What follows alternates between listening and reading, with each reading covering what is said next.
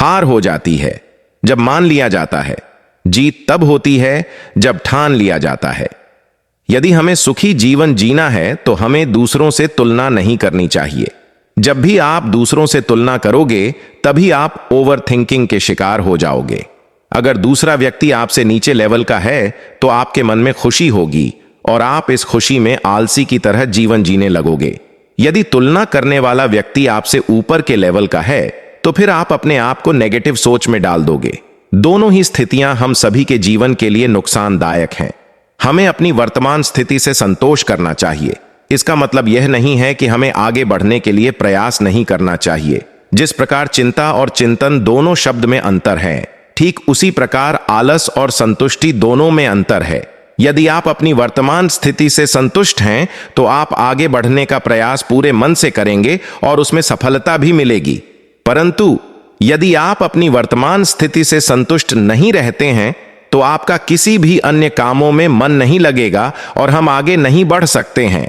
इसलिए जीवन में संतुष्टि और आगे बढ़ना एक दूसरे का सहयोगी शब्द है। आप सोच रहे होंगे कि शब्दों से हमें क्या लेना है। जब आप अपनी वर्तमान स्थिति से संतुष्ट होंगे तभी आपके अंदर एक आशावादी विचार उत्पन्न होगा। जब आप अपनी जिंदगी से असंतुष्ट रहेंगे तो आप कोई भी नया विचार नहीं अपना सकते हैं।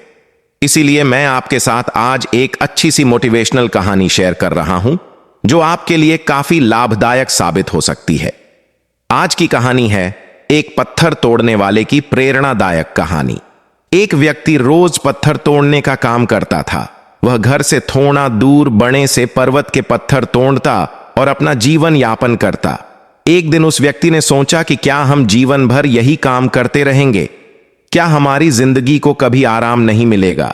यह बात विचार करते ही उसके मन में एक असंतुष्टि की भावना उत्पन्न हो गई और वह अपने आप को कोसने लगा। असंतुष्टि की भावना के कारण उसे रातों में नींद आना बंद हो गई। वह हमेशा सोचने लगा कि मुझे बड़ा बनना है।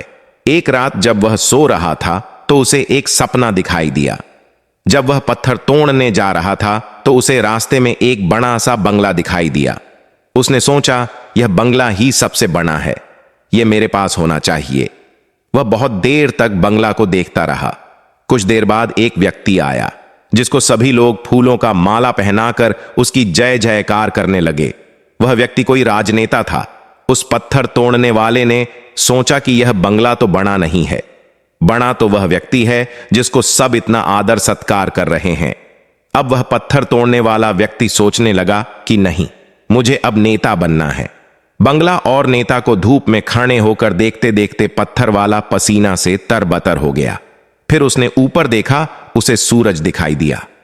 तब उसने सोचा कि सबसे बड़ा यह सूरज है जो इतना ऊपर चमककर सबको रोशनी दे रहा है। मुझे भी कितना पसीना से तरबतर कर दिया, मुझे तो अब सूरज बनना है। वह सूरज को देख ही रहा था, तभी एक घना बादल आया और सूरज को ढक दिया।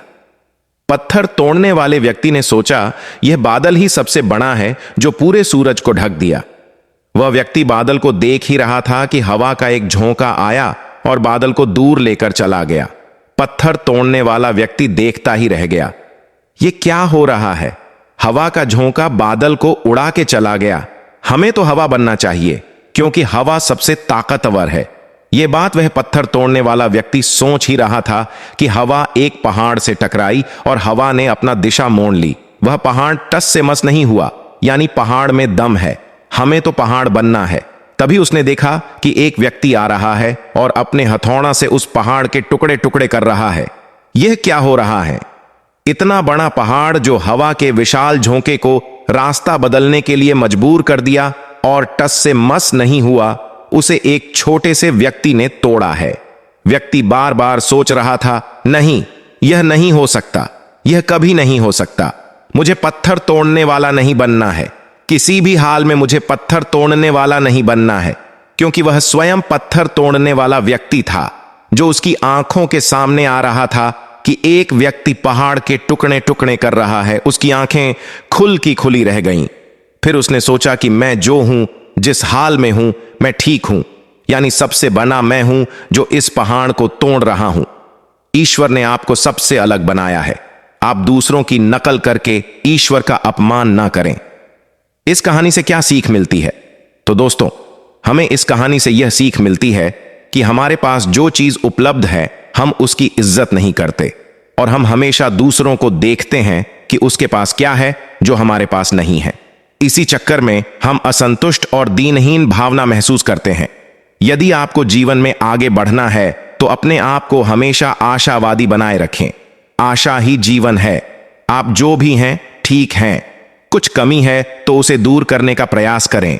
ओवरथिंकिंग ना करें। कोई भी व्यक्ति एवं कोई भी पद 100% अच्छा नहीं होता। कुछ ना कुछ उसमें भी कमी जरूर होती है। हमें उस कमी को दूर करना चाहिए, ना कि असंतुष्ट रहना चाहिए। इसीलिए कहा गया है कि आंखों में अगर हो गुरूर तो इंसान को इंसान नहीं दिखता। जैसे छत पर चढ़ जाओ तो अपना ही मकान नहीं दिखता। इसलिए आप जैसे भी हो, जिस हाल में भी हो, आपको खुश और संतुष्ट रहना चाहिए एवं जीवन में आगे बढ़ने का हमेशा प्रयास करते रहना चाहिए। आपको कभी रुकना नहीं है। ठहरा हुआ पानी बहुत जल्दी गंदा हो जाता है और बहता हुआ पानी कभी भी गंदा नहीं होता। इसलिए आपको हमेशा पानी की तरह बहते रहना है, आगे की ओर बढ़ते जाना है। तो दोस्तों, मैं उम्मीद करता हूं कि आपको यह कहानी अच्छी लगी होगी। इसलिए इसे लाइक और शेयर जरूर करें तथा ऐसी ही प्रेरणादायक कहानी सुनने के लिए हमें सब्सक्राइब करें और बेल आइकॉन को ऑल पर प्रेस कर लें ताकि आपको हमारी सभी लेटेस्ट वीडियो की नोटिफिकेशन मिलती रहे।